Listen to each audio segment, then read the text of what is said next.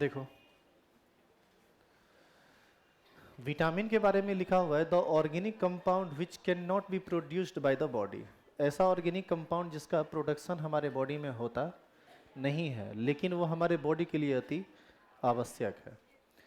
And must be supplied in small amounts in diet, और जिसको निश्चित रूप से डाइट के रूप में लेना जरूरी होता है। क्यों क्यों जरूरी होता है? Diet to perform specific biological function for the normal health, growth and maintenance of the body are called vitamin. इसको शरीर में अल्प मात्रा में लेना इसलिए जरूरी होता है कि हमारे बॉडी का नॉर्मल ग्रोथ हो सके, बॉडी का मेंटेनेंस हो सके, अलग अलग रोगों से बचा जा सके। जैसे विटामिन ए की कमी से क्या होता है? नाइट ब्लाइंडनेस होता है ना। तो डाइट के रूप में यदि विटामिन ए आप नहीं ले रहे हैं तो धीरे धीरे आपको देखने की भी मतलब विजन आपका खराब होगा। विटामिन डी की कमी से बच्चा में देखता होगा सूखापन हो जाता है।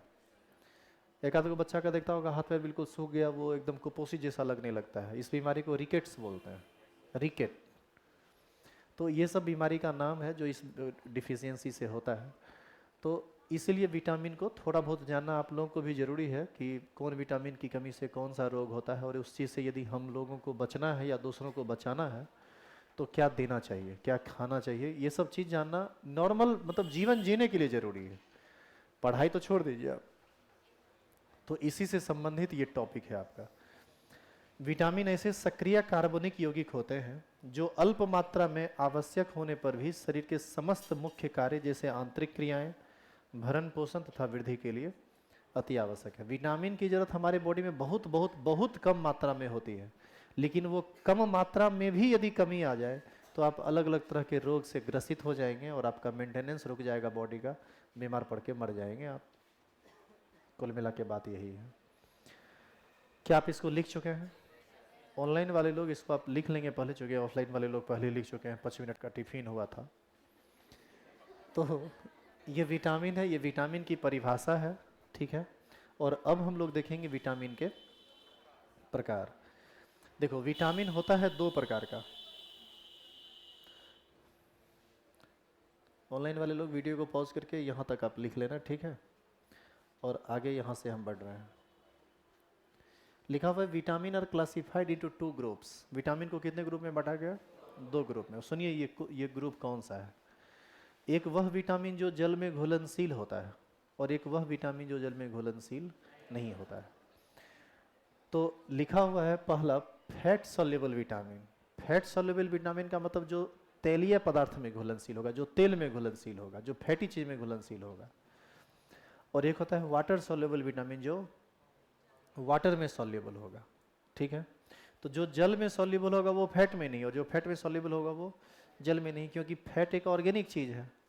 फैट का मतलब नॉन पोलर चीज, non polar solvent.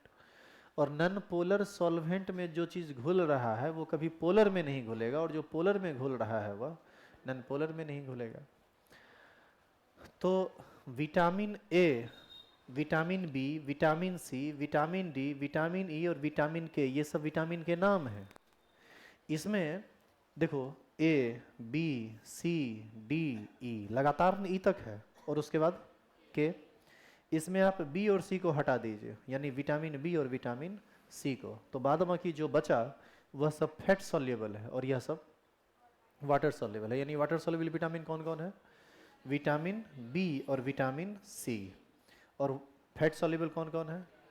A, D, E and के। तो परिभाषा में लिखा हुआ है vitamin which are soluble in fat and oil. वैसा वैसा विटामिन जो वसा में या तेल में घुलनशील होता है उसे हम फैट सॉल्युबल, उसे हम वसा में विलय विटामिन कहते हैं। और वह विटामिन जो जल में घुलनशील होता है उसे जल में घुलनशील विटामिन या जल में विलय विटामिन कहते हैं। कोई दिक्कत तो नहीं है इसमें? सुनिए, अब विटामिन बी और विटामिन सी जल में घुलनशील है, इसीलिए विटामिन बी और विटामिन सी का बॉडी में स्टोर होना पॉसिबल नहीं है। वो बॉडी में स्टोर नहीं होता है। क्यों नहीं होता है स्टोर? स्टोर इसलिए नहीं होता है कि आप पानी पिएंगे, यूरिन के थ्रू वो निकल जाएगा बाहर, पसीना के थ्रू भी बाहर निकल सकता है, हालांकि रेयर है ये, जनरली यूरिन के थ्रू निकलेगा वो। तो यदि आप विटामिन सी को रेगुलर डाइट में नहीं लेते हैं तो विटामिन सी की कमी से होने वाला रोग आपको हो जाएगा। आपकी रोग प्रतिरक्षक प्रणाली कम हो जाएगी और अलग अलग तरह का बीमारी आपको घेरने लगेगा। विटामिन सी की कमी से इम्यूनिटी सिस्टम पर प्रभाव पड़ता है। आ रही है समझ में बात?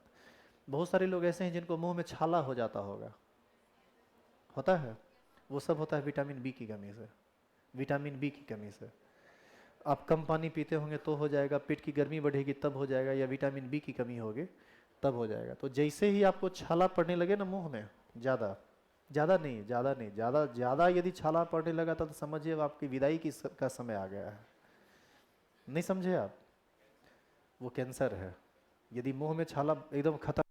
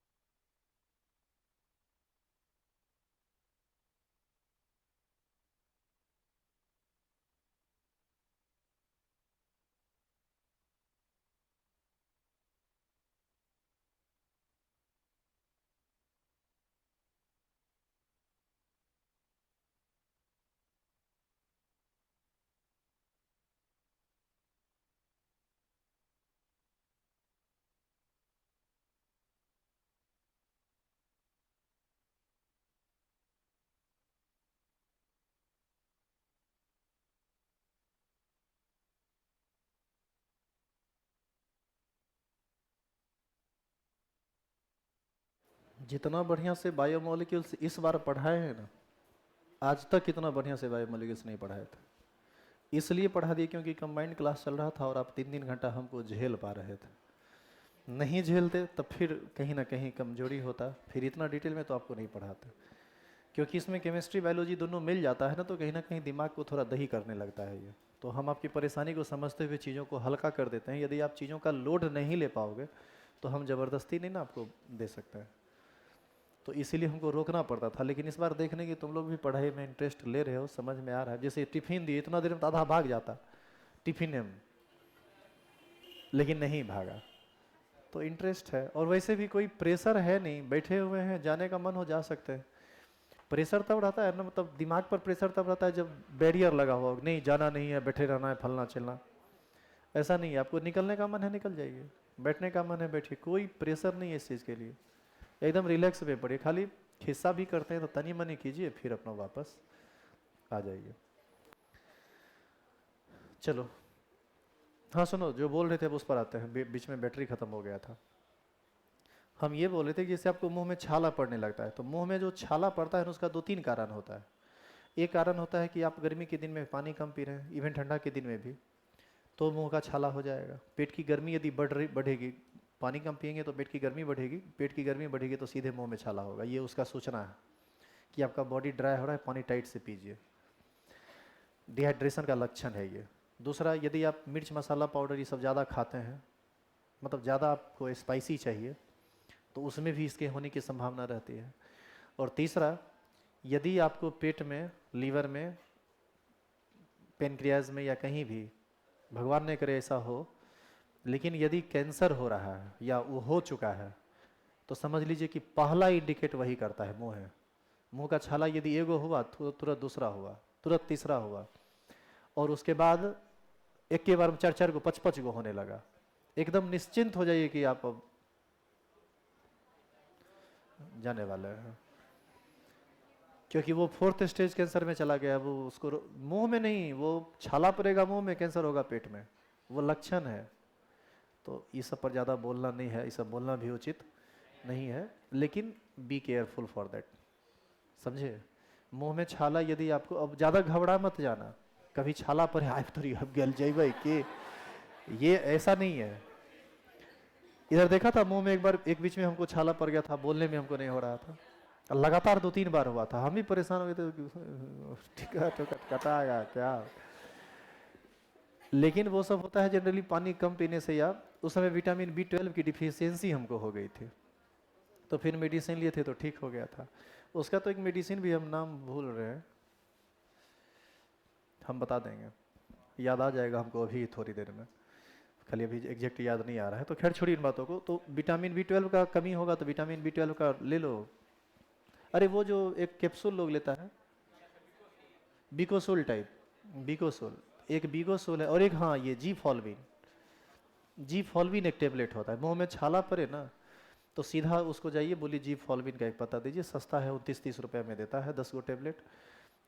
हर दिन एगो, डेली नहीं, हर दिन एगो खाइए, हर दिन एक टेबलेट खा लीजिए, वो धीरे धीरे ठीक हो जाएगा। और पानी कस के पीजिए। अरे सुनो ना, यहाँ हंसी मजाक का रभस नहीं चल रहा है, ये तुम्हारा सिलेबस है, उस किताब में सब लिखा हुआ है। और दूसरा बात है कि उससे ज़्यादा जरूरी ये हमारे डेली लाइफ के लिए है, ये उससे भी ज़्यादा इंपॉर्टेंट बात है। खैर लिखो तो, एक नंबर लिखो, वसा में विलय विटामिन, वह विटामिन जो तेल में या वसा में विलय होता है उसे वसा में विलय विटामिन कहते हैं, एग्जाम्पल ही देना। इसमें लिखना वह विटामिन जो जल में विलय होता है उसे जल में विलय विटामिन कहता है। लिख लो फटाफट। एक नंबर में लिखेंगे वह विटामिन जो वसा में या तेल में विलय होता है उसे वसा में विलय विटामिन कहते हैं। एग्जाम्पल में vitamin A, vitamin D, vitamin E, vitamin के। फिर अगला हेडिंग, जल में विलय विटामिन, वह विटामिन जो जल में विलय होता है उसे जल में विलय विटामिन कहते हैं, जैसे विटामिन बी और विटामिन सी। और ये बात ध्यान में रखेंगे, water soluble vitamin can not be stored by body, it must be taken through diet regularly.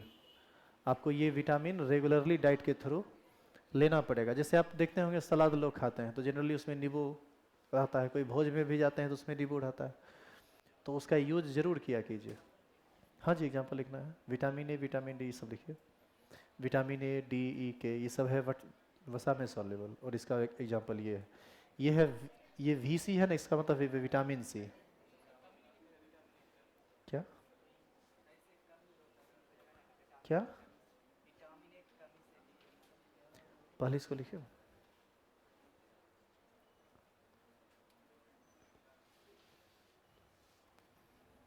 पहले जो लिखा हुआ है उसको लिखिए। फिर आपको टेबल बनाना है, एक टेबल, जिस टेबल में लिखा हुआ होगा कि कौन सा डिजीज किस विटामिन की डिफिशियंसी से होता है और उस डिफिशियंसी को दूर कैसे किया जा सकता है, क्या खान पान में आप क्या बदलाव करेंगे तो वो चीज़ नहीं होगा आपको। पहले तो इलाज करवाना पड़ेगा, इलाज करवा के दुरुस्त हो जाइए, फिर उस खान पान पर ध्यान दीजिए, तो फिर वो चीज़ आगे से नहीं होगा, नहीं तो बार बार होगा।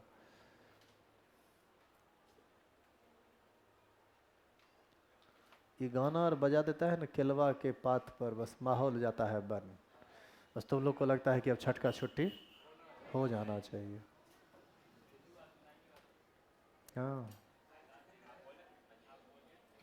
अरे रे रुको रुको, यहाँ तक आप पहुँच चुके हैं आप, रुकिए, यहाँ के बाद आगे ये हेडिंग मत डालिएगा, आप बस यहीं तक लिखिए। यहाँ तक लिख लिए, नीचे में एक लाइन लिखिए,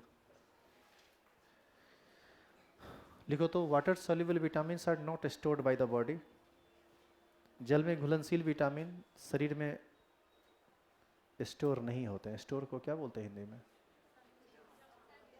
संचित नहीं होते हैं। Water soluble vitamins are not stored by the body, जल में घुलनशील विटामिन शरीर में संचित नहीं होते हैं।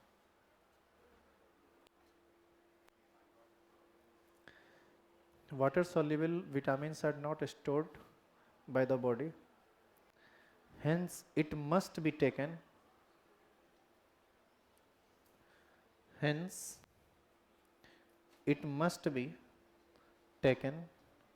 through diet, it must be taken through diet regularly।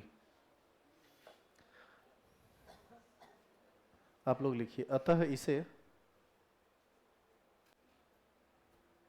Regularly को क्या बोलते हैं हिंदी में? नियमित रूप से लेना जरूरी होता है। अतः इसे नियमित रूप से लेना जरूरी होता है। इसीलिए नींबू और मिले ना, कागजी नींबू, चाटा कीजिए उसको, विटामिन सी की कमी नहीं होगी। यहाँ तक लिख लिया आप? सुनिए, अब एक काम जो आपको घर पर करना है, खुद से करना है। एनसीईआरटी में खोजिएगा ना ये बायोमोलिक्यूल्स में, तो आपको एक टेबल मिलेगा। हिंदी मीडियम में ये टेबल, हम पेज नंबर आपको बता देते हैं। इसको खुद से अपना घर पर बैठ के टाइम मिले तो लिखना, नहीं टाइम मिले ना तो एक दो को हम बता देते हैं, उसको खाली याद रखना। एग्जाम में जनरली वहीं से वही क्वेश्चन पूछा जाता है। इस टेबल को ना घर पे जाके लिख लेना। पेज नंबर 434, हिंदी मीडियम में पेज नंबर 434। अच्छा, ये एक काम करेंगे, हम इसका फोटो टेलीग्राम पर डाल देंगे, ठीक है? हिंदी वाले में भी डाल देंगे और इंग्लिश वाले में भी डाल देंगे। देखिए यहाँ पर टेबल है ना, ये वाला जो नज़दीक है उनको दिख रहा होगा। उसमें सबसे पहले लिखा हुआ है क्रम संख्या, सीरियल नंबर, फिर है विटामिन का नाम, फिर है उसका सोर्स, और फिर है उसकी डिफिशियंसी से होने वाला डिजीज। तो ऐसे कुछ हैं। आप एक दो को जो इंपॉर्टेंट है ना वो लिख लो। तो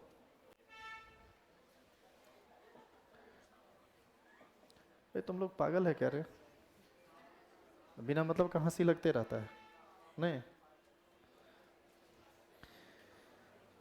लिखो तो नाइट ब्लाइंडनेस,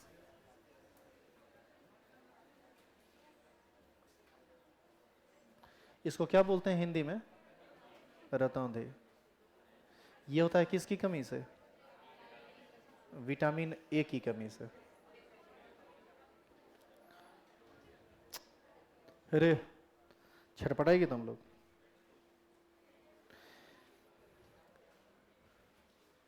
ये कुछ इंपॉर्टेंट बात है, इसको आप याद रखिएगा, ये ऑब्जेक्टिव क्वेश्चन में पूछा जाता है। एक बीमारी है बेरी बेरी। ये बेरी बेरी बीमारी जो है ना, ये नस से संबंधित बीमारी है, ठीक है? इसका डिफिशियंसी है vitamin B, vitamin B1। Vitamin B में भी ना कई प्रकार होता है, vitamin B, vitamin B1, vitamin B2, vitamin 6, B12, ये सब होता है। B12 की कमी से होता है वो सब छाला वाला जो पड़ता है।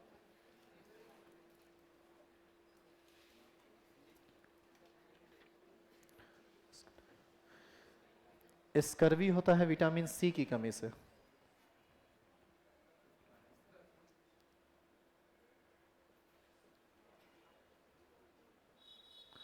Scurvy, vitamin C. और एक होता है रिकेट्स, वही वो सूखापन जिसको बोलते हैं। ओ सॉरी,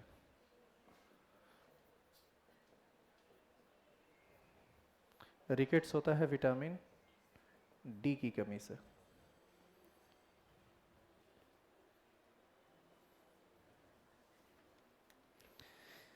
जब भी आपको क्वेश्चन आएगा ना तो इसी सब से आया है, जब भी आया है तो यही सब से आया है। बस ये चार याद रखिए तो वो टेबल उतारने की जरूरत नहीं है पूरा का पूरा। और सोर्स जनरली नहीं पूछता है, हमेशा आपसे यही पूछेगा कि ये वाला रोग किस विटामिन की कमी से होता है, या इस विटामिन की कमी से कौन सा रोग होता है। चार को ऑप्शन देगा, उसमें को चेक लगाना पड़ेगा। देखिएगा यही चार पूछा है। ये था विटामिन। अब हम इस चैप्टर का लास्ट टॉपिक पर आ रहे हैं जिसका नाम है न्यूक्लिक एसिड। छोटा टॉपिक है, बहुत बड़ा नहीं है, लिखेंगे। वो पीछे लिखा हुआ हो गया था कि लाना पड़ेगा फिर से? ये हो गया है पूरा, लिख लो। इसको ना सूखापन कहते हैं, या पता नहीं क्या इसको बोलते हैं। स्कर्वी को स्कर्वी ही बोला जाता है, इसको भी बेरी बेरी ही बोलते हैं।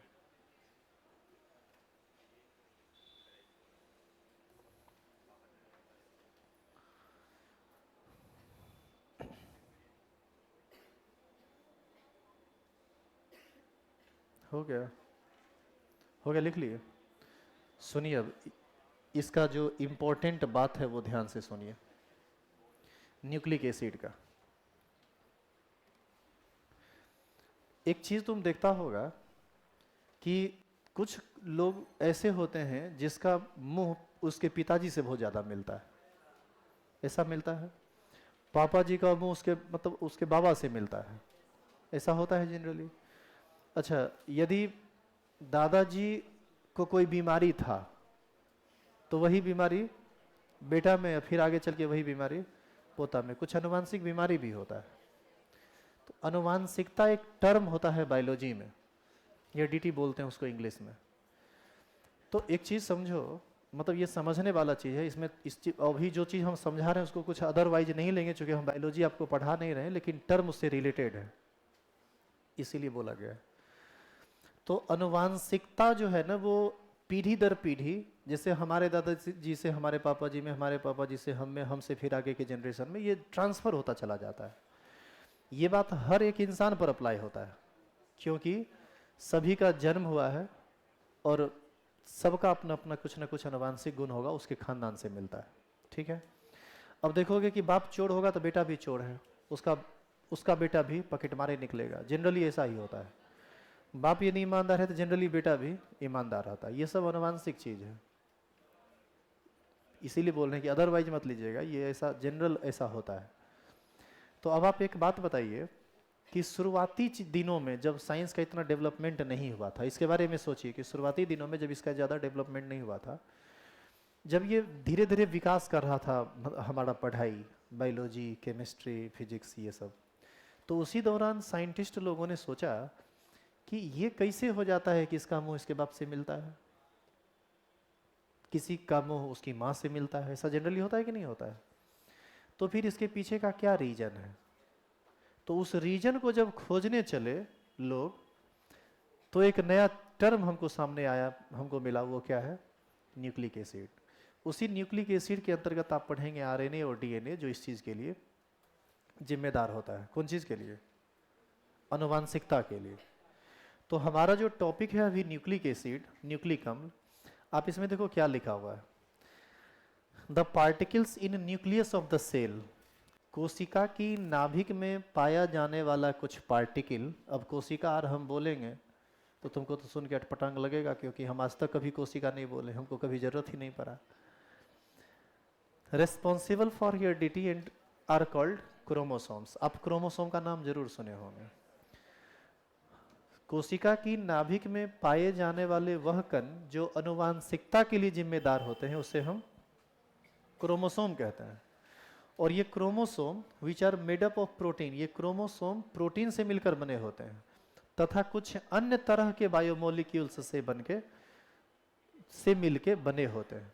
वो जो कुछ अन्य तरह का जो बायोमोलिक्यूल्स है ना, वही होता है न्यूक्लिक एसिड। और ये न्यूक्लिक एसिड दो तरह का होता है, एक होता है D ribo nucleic acid DNA, और एक होता है राइबो न्यूक्लिक एसिड आरएनए।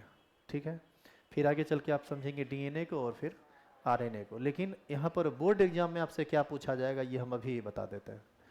आपसे पूछा जा सकता है न्यूक्लिक अम्ल किसे कहते हैं, यह कितने प्रकार का होता है, तो जवाब दे देंगे। कोशिका की नाभिक में पाए जाने वाले वह कण जो अनुवांशिकता के लिए जिम्मेदार होते हैं उसे क्रोमोसोम कहते हैं। यह क्रोमोसोम प्रोटीन तथा अन्य तरह के जैव अणु से मिलकर बने होते हैं, जिसे हम न्यूक्लिक अम्ल कहते हैं। यह दो प्रकार का होता है, डीएनए और आरएनए, डीऑक्सीराइबो न्यूक्लिक एसिड और राइबो न्यूक्लिक एसिड। क्या क्लियर है ये? तो एक क्वेश्चन ये पूछा जाता है। एक क्वेश्चन आपसे पूछा जाएगा डीएनए तथा आरएनए में अंतर क्या है। ये सबसे इंपॉर्टेंट है, इसका बहुत बार ये क्वेश्चन पूछता है कि डीएनए और आरएनए में क्या अंतर है। तो जब तक पढ़ेंगे नहीं तब तक इस अंतर को समझेंगे नहीं। तो इसका एक तरीका ये है कि डायरेक्ट आपको अंतर लिखा दिया जाए और आप उसको रट लीजिए। दूसरा तरीका ये है कि इसको पूरा डिटेल में समझ लीजिए। आप क्या चाहते हैं? लिखा देंगे, 5 मिनट में टॉपिक खत्म, बात खत्म, चैप्टर खत्म, छुट्टी, आएंगे 30 तारीख से अगला बार। पूरा का पूरा समझेंगे तो 20 मिनट टाइम लगेगा। पहले उतारिए आप इसको, समझ लो चैप्टर खत्म है, अब कुछ नहीं बचा हुआ है, बस यही है। लिखो। अच्छा, उस टेबल का या तो यहाँ पर तुम जगह छोड़ दो, और नहीं तो इस चैप्टर के ना बाद में जब पूरा खत्म हो जाएगा ना, तब वो टेबल नोट कर देना। जगह का हल छोड़ोगे बाद में नोट कर लेना, क्या कि जगह छोड़ोगे कितना मटेगा नहीं हटेगा कहना मुश्किल। चलिए फटाफट लिखिए। हिंदी में भी लिखा हुआ है, इंग्लिश में भी लिखा हुआ है। आपसे क्वेश्चन पूछा जाएगा ऑब्जेक्टिव में, अनुवांशिकता के लिए जिम्मेदार कण को अनुवांशिकता के लिए जिम्मेदार कण को क्या कहा जाता है? एक ऑप्शन उसमें रहेगा क्रोमोसोम। ये क्वेश्चन बायोलॉजी में भी आता है और केमिस्ट्री में भी आता है।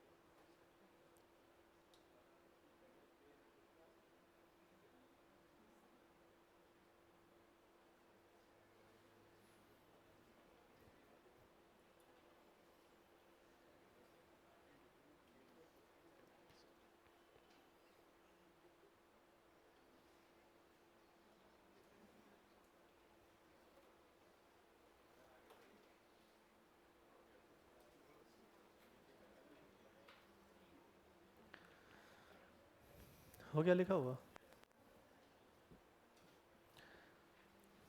अब इसके बाद मात्र एक स्लाइड है जिसमें सीधा लिखा हुआ है स्टार लगा के, डीएनए तथा आरएनए में अंतर। 3 अंतर है, लिखिएगा, चैप्टर खत्म। लेकिन अब चूंकि आप बोल दिए हैं डिटेल में, तो हम थोड़ा सा इसको एक्सप्लेन करेंगे। अब किसको एक्सप्लेन करना है? डीएनए को और आरएनए को।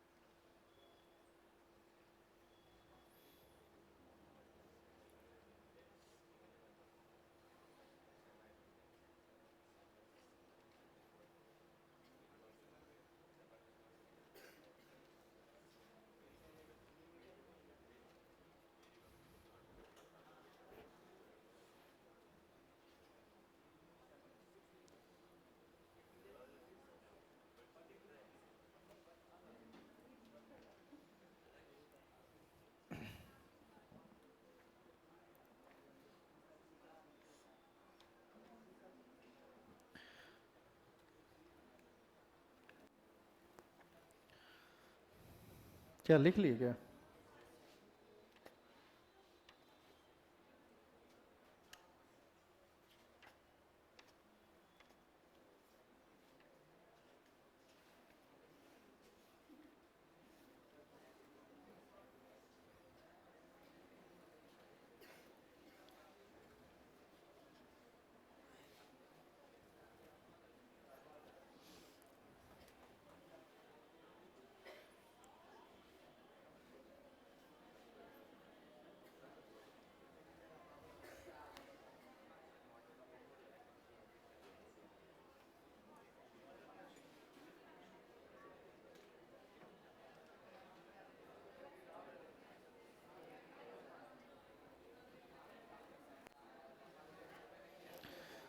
अरे हो गया लिखा हुआ?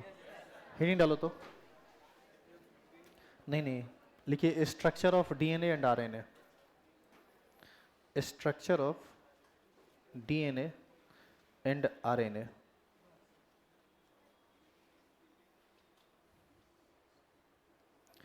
Structure of DNA and RNA. नीचे एरो देके लिखो तो। सभी लोग लिखना। लिखो तो, DNA and RNA. DNA and RNA.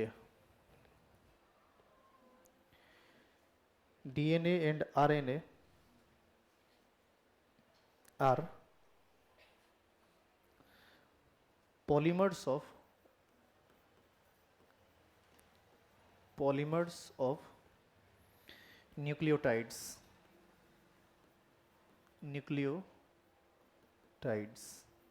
अब एक नया टर्म आ गया आपको, कौन चीज़? न्यूक्लियोटाइड्स। तो समझेंगे आगे कि न्यूक्लियोटाइड्स क्या होता है। क्या लिखे आप? DNA and RNA are polymers of nucleotides. इसका क्या मतलब? इसका क्या मतलब है? इसका मतलब है कि न्यूक्लियोटाइड का ही पॉलीमर होता है कौन चीज़? डीएनए और आरएनए। तो इस पॉलीमर्स ऑफ न्यूक्लियोटाइड्स को ही बोला जाता है पॉलीन्यूक्लियोटाइड्स। पॉलीन्यूक्लियोटाइड्स। तो अब सवाल ये पैदा होता है कि पहले तो हमको समझना पड़ेगा न्यूक्लियोटाइड्स और फिर समझना पड़ेगा पॉलीन्यूक्लियोटाइड्स। तो न्यूक्लियोटाइड्स क्या होता है? तो आप ये लिख चुके हैं, इसे ऐसे फिर से लिखो। आप लिखे हैं ना DNA and RNA are polymer of nucleotides.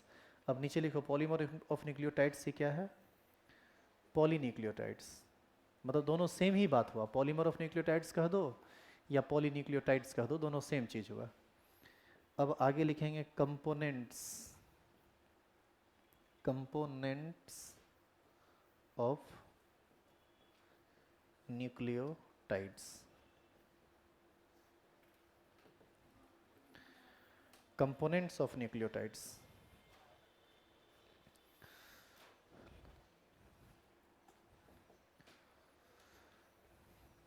देखो कंपोनेंट्स ऑफ न्यूक्लियोटाइड्स में पहला कंपोनेंट्स होता है पेंटोज शुगर। हम सबको समझाते हैं, खाली बस अब तुम लिखते जाओ। पहला है पेंटोज शुगर। दूसरा कंपोनेंट इसका होता है नाइट्रोजनस बेस, या सिंपली बेस कह सकते हैं।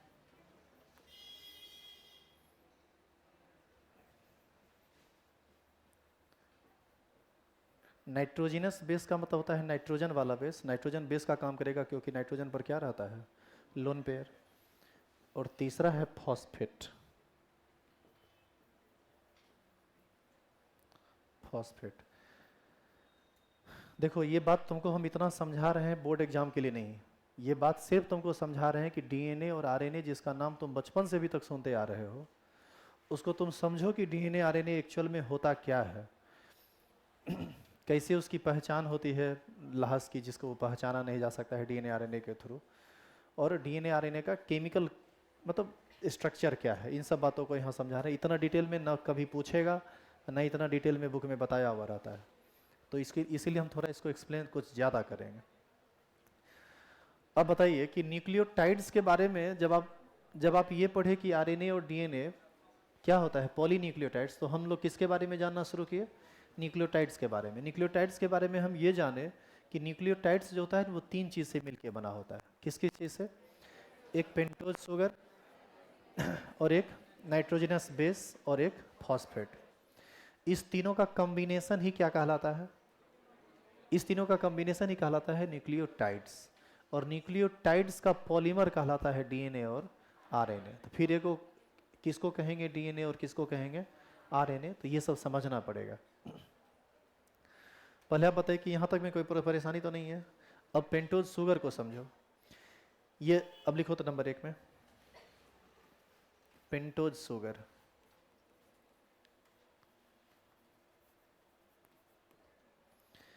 पेंटोज शुगर में दो तरह का शुगर आता है, एक आता है बीटा डी राइबोज और एक आता है बीटा D2 डीऑक्सी राइबोज। ये नाम है दो गो।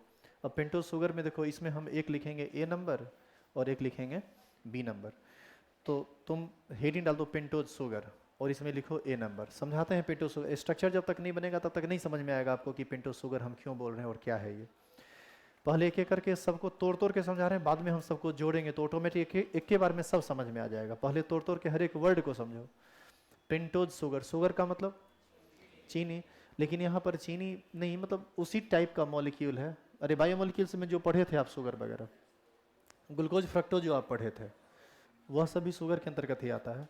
तो पेंटोज शुगर का यहाँ मतलब है 5 मेंबर्ड रिंग वाला बायोमॉलिक्यूल। 5 मेंबर्ड रिंग वाला बायोमॉलिक्यूल। तो उसमें एक जो रिंग है ये ए नंबर लिखिए, तो ए नंबर का स्ट्रक्चर बनाइए। तो ए नंबर होता है बीटा डी राइबोज, नाम है इसका बीटा डी राइबोज। थोड़ा कॉम्प्लिकेटेड चीज़ है लेकिन समझ में आ जाएगा धीरे धीरे, तो खाली अभी लिखते जाओ। इसका स्ट्रक्चर ऐसा होता है, देखिए तो ये फ्रक्टोज जैसा स्ट्रक्चर नहीं है, ये स्ट्रक्चर है फ्रक्टोज के जैसा। अभी खाली अब उबना मत, चूँकि तो हमको डिटेल वाला चीज़ शुरू करवा दिए हो, इसीलिए हम थोड़ा इतना इंटर कर गए हैं चीज़ों में, अन्यथा नॉर्मल वे में हम निकल जाते हैं।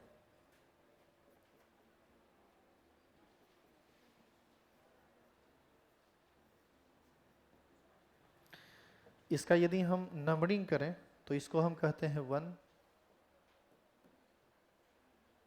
यह है पहला कार्बन, यह है दूसरा, यह है तीसरा, यह है चौथा और यह है पांचवा। इसी को कहा जाता है बीटा डी राइबोज। और पेंटोज शुगर में एक और शुगर होता है जिसको बोला जाता है beta D two deoxyribose. Beta D two, ये नाम है, इसको देख के घबराना मत, डी ऑक्सी राइबोज। और ये स्ट्रक्चर कुछ ऐसा होता है।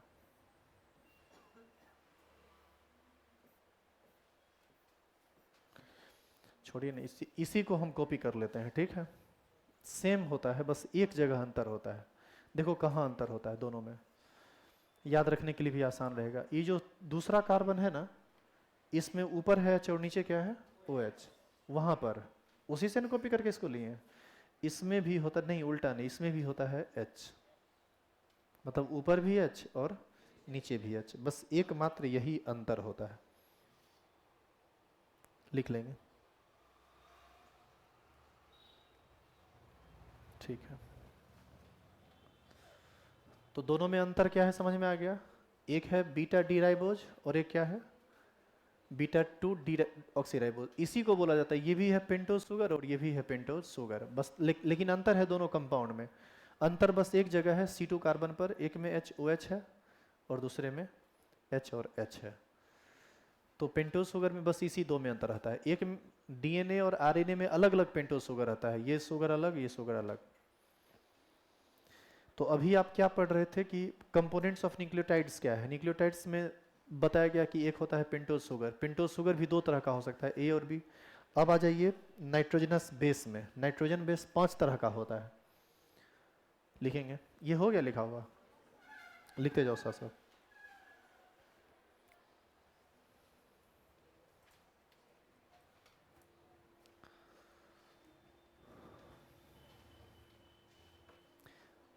तुम इसमें इतना रटना उटना मत, खाली भी समझ लो, जितना कहें याद करने के लिए बस उतना याद करना, ये सब याद करने का चीज़ नहीं है।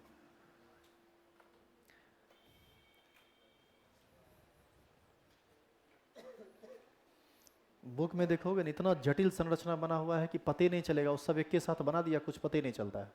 इसीलिए हम तोड़ तोड़ के थोड़ा उसको अलग अलग कर रहे हैं। अलग अलग करेंगे तो अलग अलग मॉलिक्यूल को दिखाना पड़ेगा। अब हम भी कितना याद रखें कहाँ H ऊपर है, कहाँ पर H नीचे है। तो हम लोग भी हेल्प ले लेते हैं स्ट्रक्चर का, काहे कि सिर्फ समझना है इसमें। हो गया लिखा हुआ ये। अब सुनिए, कंपोनेंट्स ऑफ न्यूक्लियोटाइड्स में पहला था पेंटोज शुगर। पेंटोज शुगर में कितने तरह का शुगर हो सकता है, 2 तरह का, A और B देख लिए। अब ये नाइट्रोजनस बेस में ना 5 अलग अलग तरह का बेस रहता है। तो 5 अलग अलग तरह का बेस रहता है, तो लिखिए तो इसको B नंबर, नहीं सॉरी 2 नंबर।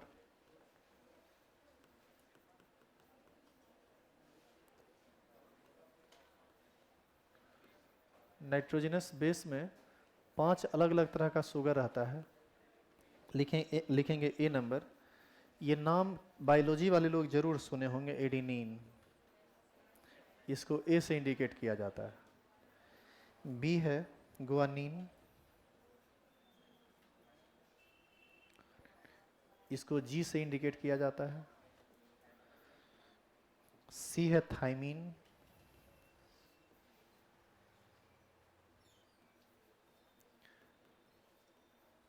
इसको T से इंडिकेट किया जाता है। D है साइटोसिन, इसको इंडिकेट किया जाता है C से। और एक है यूरेसिल,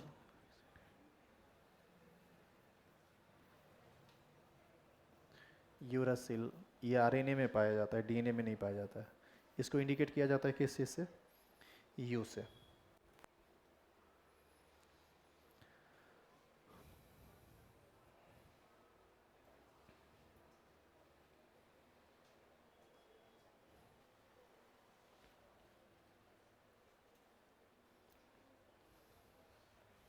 हो गया लिखा हुआ यहाँ तक? इसको लिख चुके हैं आप? अब इस सब का अलग अलग स्ट्रक्चर बना के बताएं या ऐसे ही खाली नाम से काम चल जाएगा? स्ट्रक्चर बनाएंगे तो फिर बड़ा बड़ा स्ट्रक्चर बनेगा। स्ट्रक्चर बता दें। देखो एनसीईआरटी में ना पेज नंबर 435 में नीचे में देखो 5 स्ट्रक्चर है बना हुआ, है ना 5 स्ट्रक्चर। ये पांचों स्ट्रक्चर इसी का है। हालांकि इतना स्ट्रक्चर का ज़रूरत आपको है नहीं, बनाना यदि चाहते हैं तो फिर टाइम बहुत लगेगा, छोड़ दीजिए, बनाइए मत। बस ये समझिए कि ये नाम है, ये स्ट्रक्चर होता है। बनाने का मन हो तो एक पे जगह छोड़ देना, घर पर जाके ये स्ट्रक्चर बना लेना। पांचों का हम फोटो भेज देंगे, ठीक है। यदि बनाने की इच्छा हो, हालांकि इसकी ज़रूरत नहीं है, इच्छा हो कि नहीं हम पांचों का स्ट्रक्चर भी जाने कैसा होता है, तो आप एक पेज जगह छोड़ दीजिएगा, ये पांचों स्ट्रक्चर उसमें आ जाएगा। सबका नाम यहाँ लिखा हुआ है ना, ये नाम और स्ट्रक्चर सहित शॉर्टकट में नाम स्ट्रक्चर सब एनसीईआरटी में बना हुआ है। ये हमको भी नहीं याद रहता है कि ये कैसे कैसे रहता है, ये हम लोग भी देख के ही बनाते हैं। तो हम भी बनाएंगे तो ऐसे ही देख के बनाएंगे। तो छोड़ दें इसको क्या? अब आ जाइए तीसरा में। क्या तीसरा में? फॉस्फेट में। एक मिनट और सुनिए इधर, एक मिनट, यहाँ पर थोड़ा सा और काम करना है। आरएनए हो या डीएनए हो, इस सब में ये सब बेस रहता है। बस इसको ध्यान में रखना कि यूरासिल रहता है आरएनए में, आरएनए ओनली, और थाइमिन जो रहता है ना, ये डीएनए ओनली होता है। तनी समझो इसको क्या हम लिखाए हैं। टोटल यहाँ पर कितना बेस लिखाया गया? 5। इस 5 बेस में एडिनिन, गुआनिन, साइटोसिन, ये आरएनए में भी रहता है और डीएनए में भी रहता है। लेकिन जो चौथा है, वो चौथा में थाइमिन रहता है इसके, इसमें डीएनए में, और यूरासिल रहता है आरएनए में। इसका क्या मतलब? इसका मतलब हुआ कि चाहे आरएनए हो या डीएनए हो, उसमें 4 गो बेस रहेगा, 4 अलग अलग तरह का बेस रहेगा। कौन कौन तरह का बेस रहेगा? डीएनए में रहेगा एडिनिन, गुआनिन, थाइमिन और साइटोसिन। और आरएनए में कौन रहेगा? एडिनिन, गुआनिन, साइटोसिन और यूरासिल। तो अब बताइए कि डीएनए और आरएनए में 2 बेसिक डिफरेंस भी आपको समझ में आ गया। क्या डिफरेंस समझ गया में आया? एक में रहता है बीटा 2 राइबोस, एक में रहता है बीटा 2 डीऑक्सीराइबोस। आई बात समझ में? अब देखो राइबोस आरएनए में रहता है और डीऑक्सीराइबोस डीएनए में। देखो ना, डीऑक्सीराइबोस न्यूक्लिक एसिड था ना वहां पर। जैसे आप यहाँ जो ये नाम देखे थे, देखिए तो ये नाम देखो, डी ऑक्सीराइबो, डी का आया, डी ऑक्सीराइबो का आया डी, न्यूक्लिक का आया एन, और ए का आया एसिड। क्या बना? D oxyribose nucleic acid. तो डीएनए में कौन सा पेंटोज शुगर रहेगा? बीटा D2 डीऑक्सीराइबोज, वो रहेगा किस में? डीएनए में। और आरएनए बीटा डी राइबोज, वो जो था अभी पहले जो लिखे हुए थे। तो पहला अंतर, अब यहां देखो क्या लिखा हुआ है? राइबोज, आर, न्यूक्लिक, एन और ए, क्या बन गया? Ribonucleic acid. क्लियर हुआ ये नाम? तो एक अंतर ये समझ में आया कि ये रहेगा किस में? ये पेंटोज शुगर रहेगा आरएनए में, और ये पेंटोज शुगर किस में रहेगा? डीएनए में। तो यदि आपसे पूछा जाए कि डीएनए और आरएनए में क्या अंतर है, तो हम कह सकते हैं कि डीएनए में बीटा D2 डीऑक्सीराइबोज शुगर रहता है, जिसका सूत्र ये होता है, या संरचना ये होता है। और इसमें बोलेंगे कि बीटा डी राइबोज में, सॉरी, आरएनए में बीटा डी राइबोज शुगर होता है, जिसका स्ट्रक्चर ये होता है। ये स्ट्रक्चर बनाना पड़ेगा वहां पर आपको, अंतर वाला में। दूसरा अंतर क्या है बताइए? दूसरा अंतर है कि आरएनए में यूरासिल बेस रहता है, जबकि डीएनए में थाइमिन बेस रहता है। और समानता क्या है कि बाकी 3 बेस दोनों में कॉमन है। तो अंतर पूछता है, समानता नहीं। तो हम बोलिए, साइटोसिन SINE, ये ठीक है। आप देख लिए बढ़िया से? हाँ जी ठीक है, साइटोसिन, स्पेलिंग यहाँ एरर था। तो ये दूसरा अंतर हो गया। इसका जो तीसरा अंतर है ना, वो और तीसरा अंतर वो लास्ट अंतर है। डीएनए का जो स्ट्रक्चर होता है ना वो ऐसा होता है। डीएनए का स्ट्रक्चर होता है डबल हेलिक्स, वो जहाँ भी चलेगा दो गो चेन पैरेलल चलेगा। और आरएनए का जो स्ट्रक्चर होता है ना वो होता है सिंगल हेलिक्स, वो सिंगल लाइन चलता है। अब तुमको ये डबल लाइन का मतलब नहीं समझ में आया होगा, सिंगल लाइन का मतलब समझ में नहीं आया होगा, कुछ नहीं समझ में आया होगा, लेकिन वहाँ अंतर में तुमको ये याद करना पड़ेगा। इसी बात को समझा रहे हैं कि ये डबल हेलिक्स और सिंगल हेलिक्स आप आगे चल के कैसे समझेंगे। जैसे वहाँ पर पढ़ा था ना कि प्रोटीन में पॉलीपेप्टाइड चेन होता है, वैसे ही यहाँ भी कुछ बातें हैं। पॉलीमर का जब भी बात आएगा ना तो वो थोड़ा कॉम्प्लिकेटेड बात रहता है, इसीलिए इसको थोड़ा हम डिटेल में लेके जा रहे हैं। और चूंकि आप इंटरेस्ट लिए हैं इसीलिए हम इतना कर रहे हैं, नहीं तो तुरंत खत्म कर देते हैं। यहाँ तक आप सारा नाम लिख चुके हैं। तीसरा क्या है? तीसरा है phosphate, phosphate ion. Phosphate ion का फॉर्मूला क्या होता है पता है आपको? PO4 3-। PO4 3-, इसका स्ट्रक्चर कैसा होता है बताओ? P डबल बॉन्ड O पर माइनस, O पर माइनस और O पर माइनस, ये रहता है। ठीक है, चलिए अब हम सभी स्ट्रक्चर को ना 1 बाय 1 तोड़ तोड़ के आपको समझाए। अब हम क्या करेंगे, सबको साथ करेंगे, एक साथ करेंगे।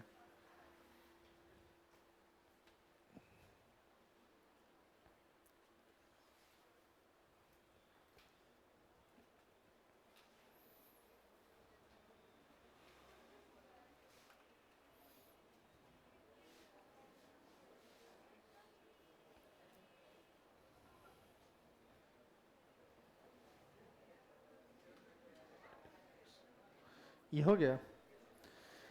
देखो इसमें अब दो तरह की बातें आती हैं। एक होता है न्यूक्लियोसाइड, इधर इधर, एक होता है न्यूक्लियोसाइड और एक होता है न्यूक्लियोटाइड। एक न्यूक्लियोसाइड और एक न्यूक्लियोटाइड। आप यहां पर जो लिखे हैं, यहां पर बोर्ड पर थोड़ा ध्यान दीजिए। आप डीएनए आरएनए के बारे में क्या लिखे हैं कि ये पॉलीमर ऑफ न्यूक्लियोटाइड्स है। तो पॉलीमर ऑफ न्यूक्लियोटाइड भी हो सकता है या पॉलीमर ऑफ न्यूक्लियोसाइड भी हो सकता है। तो समझना ये पड़ेगा कि न्यूक्लियोटाइड या न्यूक्लियोसाइड है क्या। तो यदि आप यहाँ पर न्यूक्लियोसाइड लिखते हैं, अभी लिखना नहीं है आपको, बस यहाँ इधर देखते जाओ, सब समझ में आ जाएगा, इतना भारी भी नहीं है। यदि आप यहाँ पर न्यूक्लियोसाइड लिखते हैं, जैसे यहाँ पर लिखा हुआ है पॉलीन्यूक्लियोटाइड, तो यहाँ पर क्या लिखा आएगा? पॉलीन्यूक्लियोसाइड। तो हमको बेसिकली ये अंतर समझना है कि न्यूक्लियोसाइड और न्यूक्लियोटाइड में क्या अंतर है। तो आप ये बताओ कि न्यूक्लियोटाइड का कंपोनेंट क्या क्या था? 3 कंपोनेंट था। एक था पेंटोज शुगर, और क्या था? 5 बेस, 5 में से जो रहेगा वो तो तुम देख चुका है। और एक क्या रहेगा? फॉस्फेट। तो अब हम समझते हैं न्यूक्लियोसाइड को और न्यूक्लियोटाइड को। आप एक काम करो, इसको एक बार फिर से बनाओ, तो लिखो अगेन। अभी जो हम बीटा 2 राइबोज बनाए थे, जिसमें नीचे में OH दिखाए थे और यहाँ पर H, यहाँ पर OH और यहाँ पर H, यहाँ पर H, यहाँ पर CH2 OH, और यहाँ पर नीचे में क्या था? H, और ऊपर क्या था? OH। तनी बताओ ये क्या है? ये है बीटा डी राइबोज, यही ना आरएनए में रहता है। अब सुनिए इधर, सुनो इधर। अब हम समझ रहे हैं न्यूक्लियोसाइड को, फिर समझेंगे किसको? न्यूक्लियोटाइड को। आप अगेन लिखे हैं ना, यहां पर आप लिख दीजिए हेडिंग, न्यूक्लियोसाइड एंड न्यूक्लियोटाइड।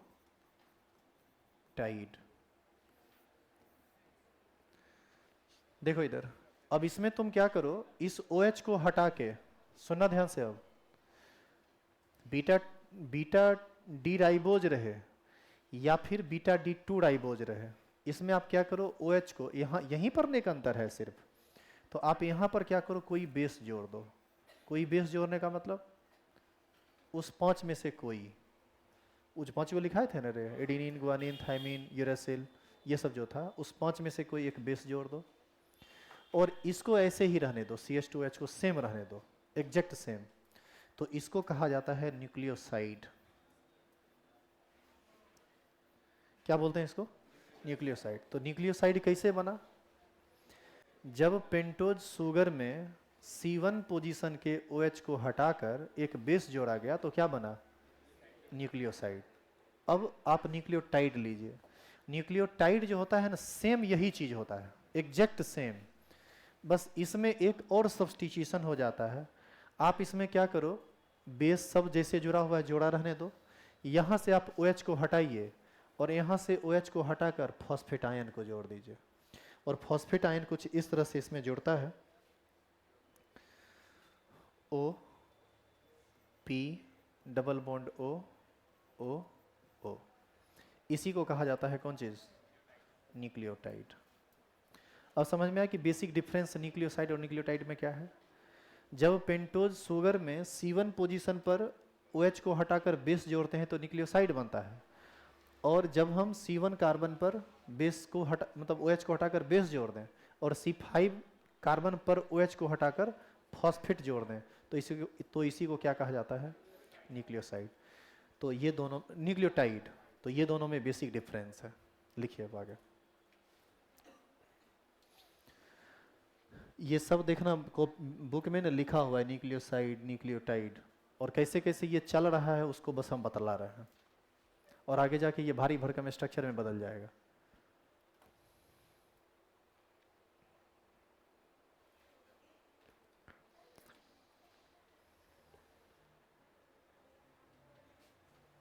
यहाँ पर वो माइनस होगा।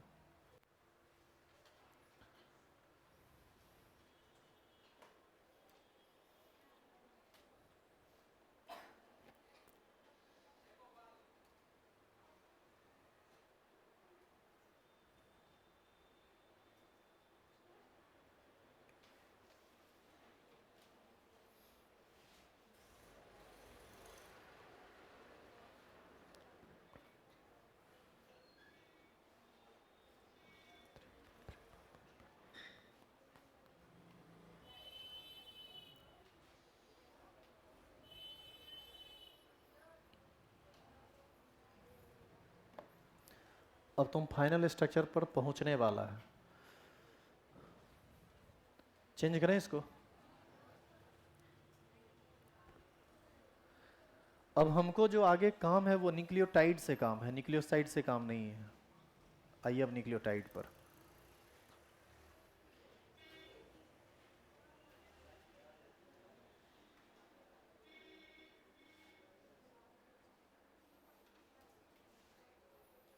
इतना बात जो आप लिख रहे हैं ना, ये सच्चाई है कि बस DNA RNA को मोटा मोटी दिमाग में रखने के लिए, मतलब ये वर्ड सुना सुना लग रहा है तो जाने इसके बारे में कुछ, इसलिए इतना बता रहे हैं। इतना का जरूरत आपको नहीं है।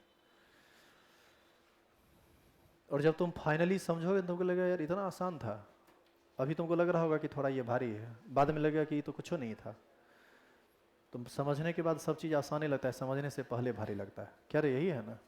हवाई जहाज जब तक कोई नहीं बनाया था तब तक लगा था कि कोई उतना बड़ा चीज़ उड़ा कैसे देगा हवा में, और उड़ता है तो लगता है हाँ ठीक है हवाई जहाज जा रहा है।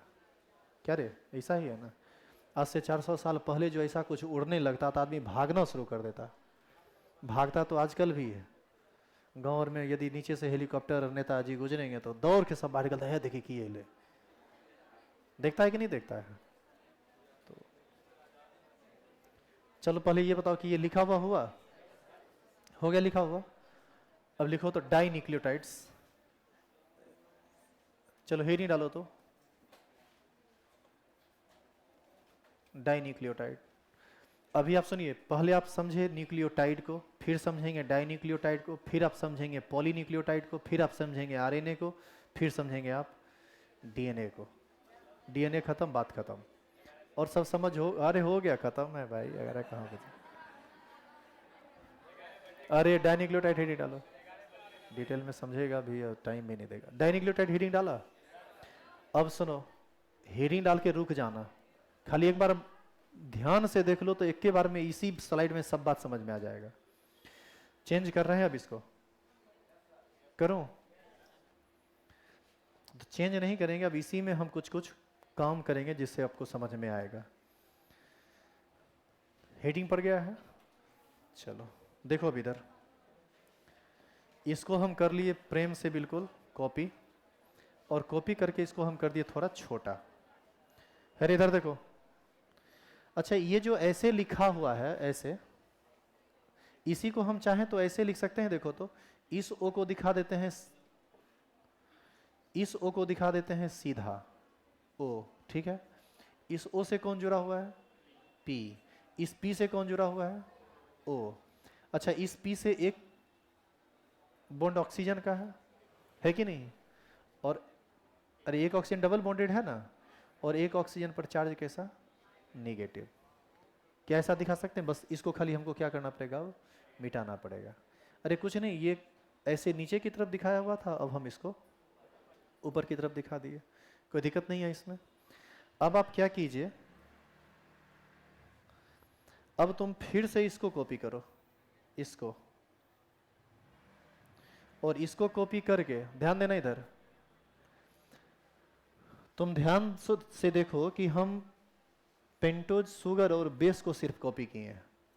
और अब हम क्या करेंगे, अच्छा तनी नंबरिंग करके देखो तो कहाँ कहाँ क्या नंबरिंग, ये कौन सा नंबर था, 1 2 3 4 5। तो अभी आप बताइए कि ये जो फॉस्फेट शुगर है, ये इस पेंटोज के किस कार्बन से जुड़ा हुआ है, 5th कार्बन से। अब आप इसको भी नंबरिंग कर दो, 1 2 3 4 5। अब यहाँ पर फिर यदि हम एक न्यूक्लियोटाइड को कॉपी करते, पूरा का पूरा कॉपी करते, तब तो हमको ये भी चीज़ न कॉपी होता ऊपर पर, लेकिन हम उसको भी कॉपी नहीं किए हैं। और आप चाहें तो कर सकते हैं, लेकिन फोटो इतना जटिल बनेगा कि फिर परेशानी हो जाएगी समझाने में, फोटो भाग जाएगा ऊपर। नहीं तो कर ही लेते हैं, ज़्यादा बेहतर होगा। इसको थोड़ा और छोटा कर लेते हैं, ज़रूरत है उसकी।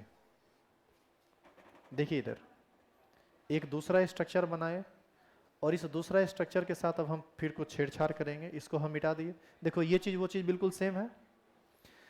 तुम क्या करो, इस OH को हटाओ और इससे किसको जोड़ दो, ऑक्सीजन को।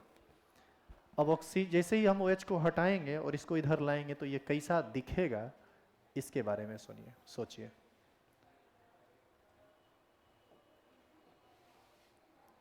क्या ये ऐसा दिखेगा, इसी को कहा जाता है, क्या कहा जाता है, डाइन्यूक्लियोटाइड। तो डाइन्यूक्लियोटाइड में हुआ क्या है, हुआ ये है कि फॉस्फेट एक पेंटोज शुगर के 5th पोजीशन से और दूसरे पेंटोज शुगर के 3rd पोजीशन से जुड़ा हुआ है। C5 C3 पर ही ना पेंटोज शुगर आपस में जुड़ा है।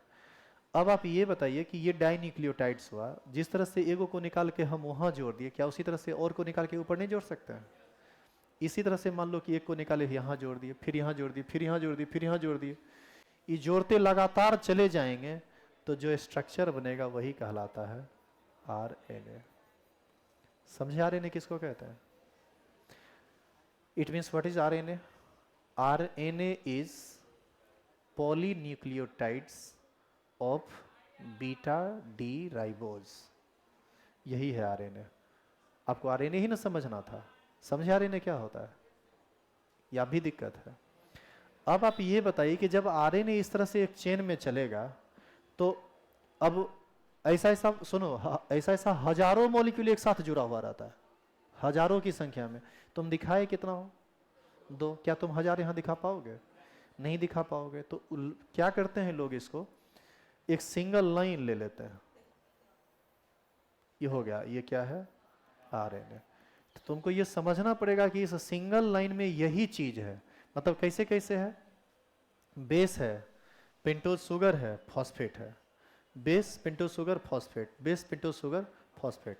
यानी कुछ ये इस तरह से चलता है, इसका जो सिलसिला है कुछ ऐसे चलेगा, फॉस्फेट, फॉस्फेट के बाद शुगर, मतलब पेंटोज शुगर, और पेंटोज शुगर के बाद बेस।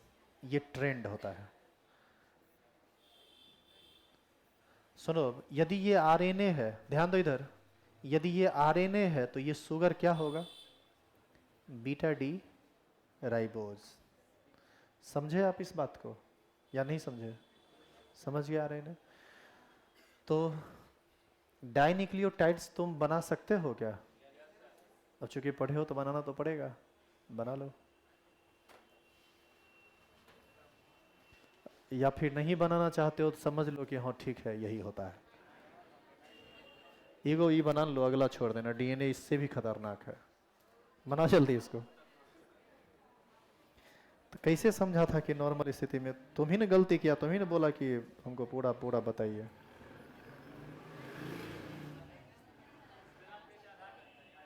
क्या हुआ? हाँ ऐसे भी बना सकते हैं इसको, ऐसे हॉरिजेंटल। लेकिन हॉरिजेंटल बनाओगे देखने में अटपटांग लगेगा, वो आपको लंबवत बनाना पड़ेगा।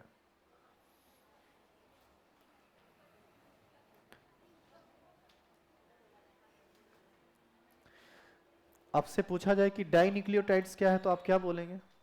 Dinucleotide, dinucleotide is dimer of nucleotide. जब दो न्यूक्लियोटाइड आपस में जुड़ते हैं तो उसी को डाइन्यूक्लियोटाइड कहा जाता है। और जब बहुत सारा न्यूक्लियोटाइड आपस में जुड़ता है तब उसी को आरएनए कहते हैं, या फिर उसी को क्या कह सकते हैं? डीएनए। तो चूंकि डीएनए भी आप पढ़े नहीं है तो हम कैसे बोल दें कि उसको डीएनए कहते हैं? तो फिर डीएनए को समझना पड़ेगा कि डीएनए एक्चुअल में क्या होता है। तेरे दर्द से दिल आबाद रहा, कुछ भूल गए कुछ याद रहा। वाह वाह वाह वाह। आहा। तुम लोगों को ये किस्सा सब दिन याद रहेगा कि तुम आहा किया था और पॉलीमर पढ़ा था। ये पॉलीमर नहीं पढ़ा था, बायोमोलिक्यूल पढ़ा था। पॉलीमर तो अब स्टार्ट होगा। बस्ता समेट लो। बेग और आगे टांगी है। इसमें जितने लोग खिस्सा करने के लिए क्लास में आते हैं उनका तो जो दुर्दशा हुआ होगा इस सब क्लास में। तेरी माया का न पाया कोई पार की लीला तेरी तो ही जाने। ये तो वही समझ रहे होंगे कि कितना परेशान वो हुए होंगे।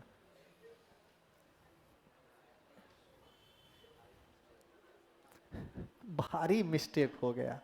नहीं रे, एगो कह रहा है भारी मिस्टेक हो गया।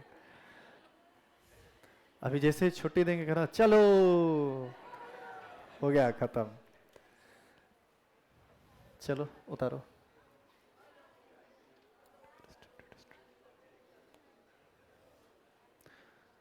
तुम्हारे दुख की इस घड़ी में हम तुम्हारे साथ हैं। ए, मथा ऐसे ही पागल बनल है, गाना सुनाएगा। एकदम चोट्टा है क्या रे?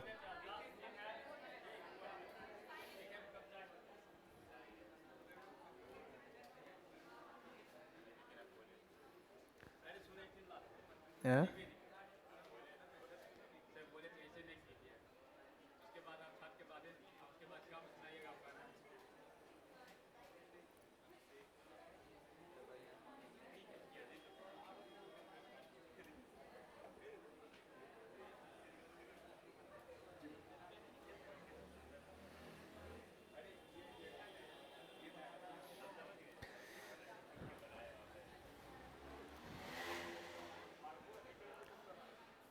हो गया, लिख लिए?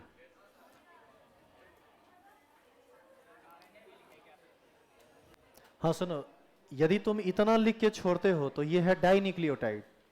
और इसी में यदि हम इसी तरह से एरो लगा दें इस तरह से, और फिर यहाँ नीचे में भी इन OH को हटाकर एरो लगाना पड़ेगा। तो उसको हटा के यदि ये कर दें तब वो क्या हो जाएगा? आरएनए। तो बार बार कहे एक ही फोटो को बनाओगे, तो इसी में तुम अपना ये OH हटा के कर सकते हो। मतलब देख लो ना तुम कैसे सही तरह से लिख सकते हो। ये तुम्हारा तुम्हारा अपना स्किल होना चाहिए ना।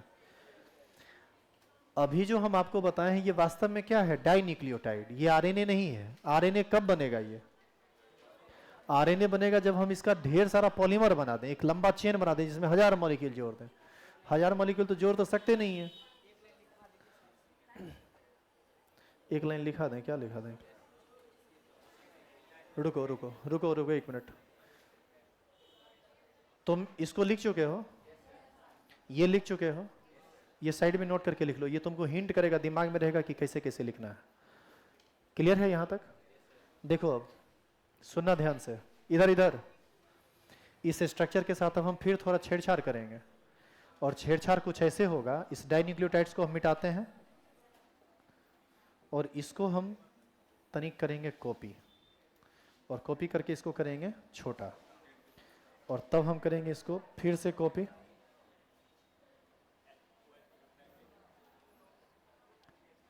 अब देखो ये, अब ये हुआ आरएनए, समझे?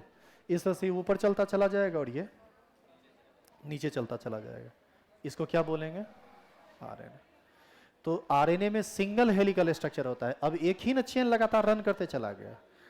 आइए अब डीएनए को देखो, आरएनए समझ में आ गया तो डीएनए समझो समझ में आ गया। अब इसमें कुछ एक्स्ट्रा नहीं करना है।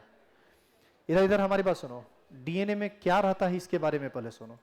सबसे पहले, अरे भाई एक मिनट बस ध्यान से सुन लो। अच्छा, आरएनए के बारे में एक और बात, आरएनए में क्षार कितना रहता है? 4 गो, 5 गो नहीं 4 गो रहता है। तो एक में एक क्षार है तो दूसरा में दूसरा, तीसरा में तीसरा, चौथा में चौथा, फिर रिपीट। अरे जो 4 गो क्षार रहता है ना, अब जैसे जैसे आरएनए है, इसमें यूरासिल है यहाँ, तो इसमें यहाँ फिर यूरासिल नहीं होगा, हो सकता है यहाँ गुआनिन हो। समझ रहे हैं आप इसको? फिर अलग अलग 4 गो रहता है। तो ये सेगमेंट लगातार चेंज होते रहेगा बेस का, क्योंकि बेस एगो तो है नहीं, बेस कितना है? 4। और बाद में फिर डीएनए का चर्चा करेंगे। आरएनए समझ में आ गया। अब डीएनए समझो, डीएनए में क्या है? डीएनए का फोटो नहीं बनाना है, वो ना तुमको बनाना है ना हम बनाएंगे, बस खाली समझा के निकलेंगे, क्या कि हम देख रहे हैं कि तुम वैसे ही परेशान हो। अब डीएनए में क्या है कि स्ट्रक्चर बिल्कुल सेम ऐसे ही रहेगा, एकदम सेम, खाली यहां पर था बीटा डी राइबोज, वहां पर रहता है बीटा डी 2 राइबोज। मतलब यहां हर जगह एच एच होगा। अरे वहां पर दूसरा पोजीशन पर आप क्या डाले थे? जूम करके देखिए, एच के साथ क्या डाले थे? O H. तो इसमें क्या रहेगा? एच। किस में? किस में? डीएनए में। और ये भी पॉलीन्यूक्लियोटाइड है, वो खाली था बीटा डी राइबोज का पॉलीन्यूक्लियोटाइड, और ये है बीटा डी 2 डीऑक्सीराइबोज का पॉलीन्यूक्लियोटाइड। समझ में आ गया? तो एक बात ये हुआ कि यहां पर हर जगह क्या रहेगा। सुनिए इधर, अब ध्यान से देखना इधर। अब जो फाइनल बात करें उस पर ध्यान दो। तो ये अभी तक आप डीएनए पढ़े, आरएनए में अंतर कहां आया? पेंटोज शुगर में, क्योंकि उसमें रहता है बीटा डी 2 राइबोज डीऑक्सीराइबोज। बाद बाकी सब कुछ सेम ऐसे ही। अब आप क्या कीजिए, डीएनए में अब देखो दूसरा अंतर क्या रहता है। अब आप एक यही स्ट्रक्चर कॉपी करो, एक यही स्ट्रक्चर देखो कॉपी किए हो। अरे पूरा कॉपी हो गया। एगो कह रहा है लग ची पगलाई जी में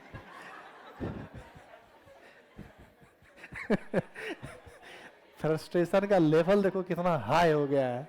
कह रहा है कि पगलाई जी पे लगे छे। हम समझ सकते हैं तुम्हारी परेशानी भाई मेरे, लेकिन जिम्मेदार भी तो तुम ही है, तुम ही बोला था हमको समझाने के लिए।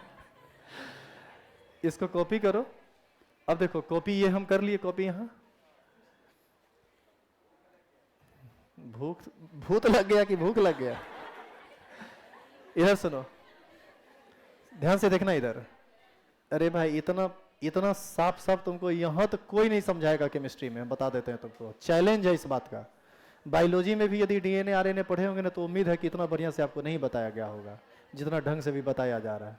आप पढ़ रहे हैं यहाँ, काम देगा बायोलॉजी में। देखिए इधर, अब क्या करो तुम, सुनो इधर। ये स्ट्रक्चर एकदम सेम है ना? सेम। इस स्ट्रक्चर को आप क्या कीजिए, सीधे पलट दीजिए।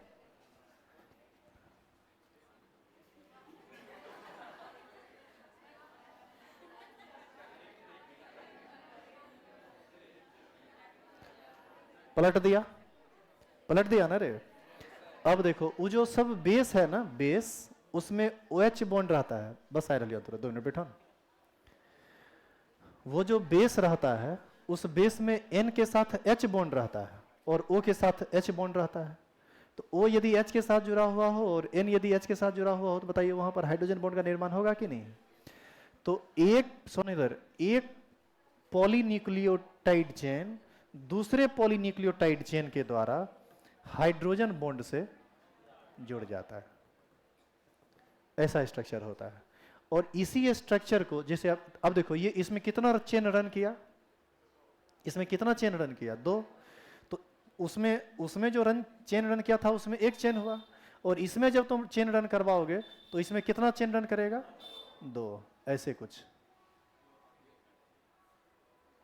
इसमें से डबल चेन रन करेगा, इसमें एक चेन इसका है और एक चेन इसका है।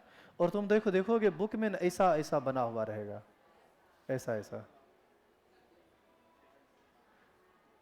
पता है आपको ये क्या बना हुआ है? ये हाइड्रोजन बॉन्ड है रे, ये और ये वाला बॉन्ड है। तो अब देखो ये थोड़ा टेढ़ा मेढ़ा लगता है और ये लगता है सीधा सीधा, तो वास्तव में ये स्ट्रक्चर इतना सीधा भी नहीं रहता है, ये जैसे बना है वैसे रहता है। अब इसको खाली क्या कीजिए, क्लॉकवाइज थोड़ा मोड़ दीजिए आप जैसे इसको घुमाइएगा ना तो ये लगेगा कि कॉइलिंग होना शुरू हो गया, नहीं लगेगा, और वो स्ट्रक्चर बिल्कुल इसके जैसा लगेगा। इसी को बोलते हैं सिंगल हेलिकल स्ट्रक्चर, और इसको बोलते हैं double helical structure. Single helix, double helix. DNA होता है डबल हेलिक्स में और आरएनए होता है सिंगल हेलिक्स में। तो ये पूरा का पूरा डीएनए और आरएनए का स्ट्रक्चर हो गया समाप्त। अब देखिए ये आनुवांशिकता के लिए जिम्मेदार कैसे होता है। तो छोड़ दें उसको।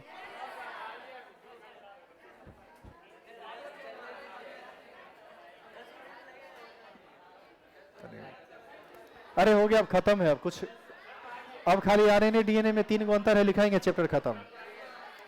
अरे सुन लो बस एक मिनट। अब सुनिए, डीएनए आरएनए, अब जैसे छोड़ो इसको, हमसे नहीं समझाए तो ज्यादा बेहतर है। लिखो, हेडिंग लिखो। अरे लास्ट है ये, अरे ये मेन चीज पढ़ना ही है, छोड़ रहा है कि छोड़ देंगे? जो पूछता है वही छोड़ देगा, जो नहीं पूछता है वो पढ़ लिया। ये तो बानर है क्या तुम लोग? चलो लिखो। अच्छा, आप लोग बायोलॉजी में डीएनए आरएनए पढ़े हैं कि नहीं? आप समझे थे इतना बढ़िया से कि डीएनए आरएनए का स्ट्रक्चर कैसा होता है? इस तरह से बताया गया था डीएनए आरएनए का स्ट्रक्चर। हो सकता है कि कोई बताए भी हो, ऐसा हम नहीं कह सकते, लेकिन कम लोग बताते। इतना अंदर इंसान का दिमाग जाता ही नहीं, घुसता ही नहीं है। मतलब नॉर्मल और जो पढ़ा है उसकी बात कर रहे हैं। लिखो, अंतर लिखो, डीएनए तथा आरएनए में अंतर। डीएनए का फोटो बनाएगा तो घर पे जाके सोचना कि क्या क्या किए थे वीडियो देख के। यदि बनाने का मन हो फोटो उठो तो घर पे जाके लिख लो, बस 3 अंतर है। लिखो, स्टार लगाओ, हेडिंग डालो, डीएनए तथा आरएनए में अंतर।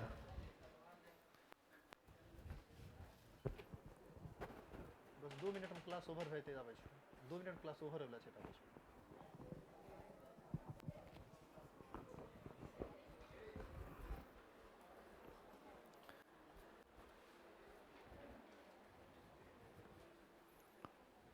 इसमें VVI लगा देना।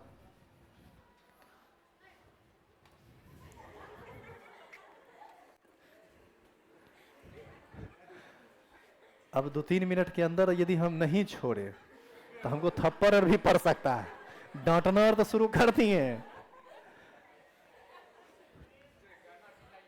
चलो, डीएनए तथा आरएनए में अंतर लिख लिए, बीचों बीच लाइन डालिए, इधर लिखिए डीएनए और इधर लिखिए आरएनए।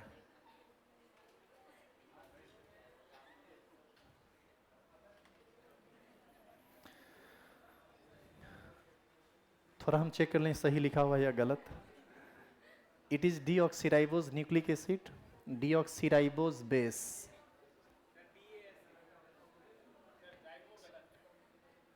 क्या हुआ? कहां पर? इधर, इसमें डीऑक्सीराइबोज। ठीक है, हम इसको सही कर देते हैं। ये लिखना डीऑक्सीराइबोज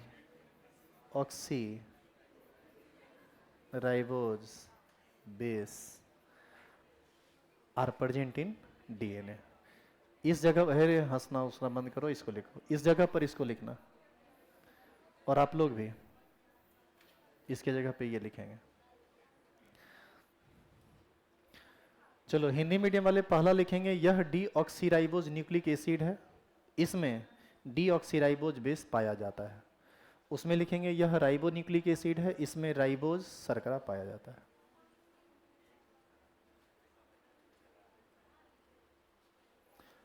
इसके बाद 2 नंबर मत लिखने लगना, इसका फोटो बनेगा जी, फोटो बनेगा। ये लाइन दोनों पूरा किए। अब सुनिए, घर पर ही फोटो बना लेना अपने से, हम समझ रहे हैं तुम्हारी परेशानी को। यहां पर कौन सा फोटो बनाओगे? डीएनए है ना, तो डीएनए में कौन शुगर आता था, याद करो। Beta D 2 D oxy ribose, यही था ना। अब देखिए ना, पीछे जब आप डीएनए आरएनए का स्ट्रक्चर सीख रहे थे तो सबसे पहले पेंटोज शुगर में ए और बी करके बनाए थे। देखिए शायद बी नंबर में ये बना हुआ है, और इसमें क्या बनाएगा? Beta D ribose. कर लोगे खुद से तो फोटो अपने से बना लेना। इसमें लिखो इट कंटेन थाइमिन बेस। इसमें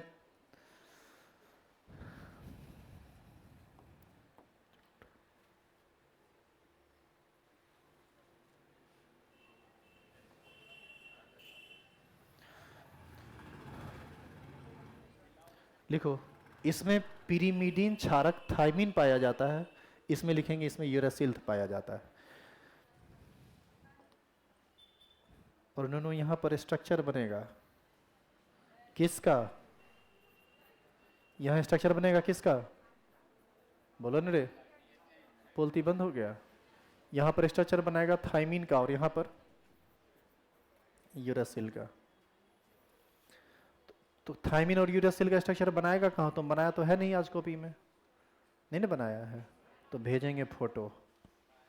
फोटो भेजेंगे तो ढूंढ के बना लेना। 5 को फोटो नहीं बोले थे, 5 को बेस होता है, उस 5 का फोटो भेजेंगे तो उससे लिख लेना। जितना जगह छोड़े हो यहाँ दोनों फोटो बनाने के लिए, उतना ही जगह यहाँ भी छोड़ो। ये तुम्हारा काम है कि ईमानदारी से घर पे जाके कर लेगा। और आज का लास्ट लाइन,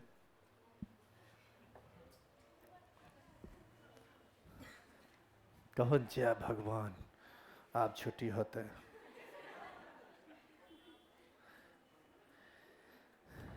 इसका लास्ट है, इसकी संरचना द्विकुंडलीय होती है और इसकी संरचना एक कुंडलीय होती है। इसमें भी फोटो बनेगा, लेकिन इसमें फोटो वैसा बनाएगा जैसा वहां देखे थे, नहीं वैसा नहीं। इसमें जो फोटो बनेगा ना, ऐसा बनेगा। इसमें जो फोटो बनेगा, इसमें फोटो देखो, 2 पेन को एक साथ रखो, इसी को बोलते हैं डबल हेलिकल स्ट्रक्चर, ठीक है। और इसमें बनेगा सिंगल लाइन, बस दैट्स ऑल। कहू कहू मोन के हन करैया। अच्छा लग रहा है? ये चैप्टर हो गया समाप्त।